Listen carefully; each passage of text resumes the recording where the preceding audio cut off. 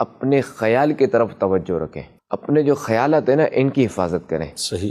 یہ جو خیالات ہیں نا یہ الفاظ بنتے ہیں، خیالات الفاظ بنیں گے، الفاظ بنیں گے۔ ٹھیک ہے، یعنی خیالات کی تو حفاظت کرنی ہے، ساتھ میں الفاظ کی حفاظت کرنی ہے، کیونکہ یہ اعمال بن جاتے ہیں۔ اچھا، اپنے اعمال کی حفاظت کریں کہ اعمال جو ہے یہ کردار بنتے ہیں، اوئے ہو، کیا بات ہے، کیا بات۔ اور کردار کی حفاظت بھی کرنی پڑے گی کہ کردار جو ہے یہ بھی پہچان بن جاتی ہے۔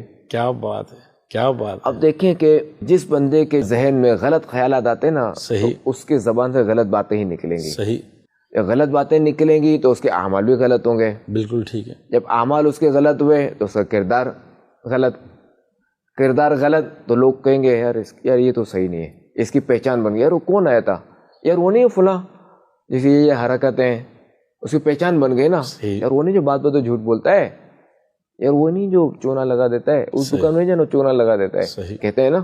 بالکل۔ اب کہ اس کی پہچان کیا بن گئی؟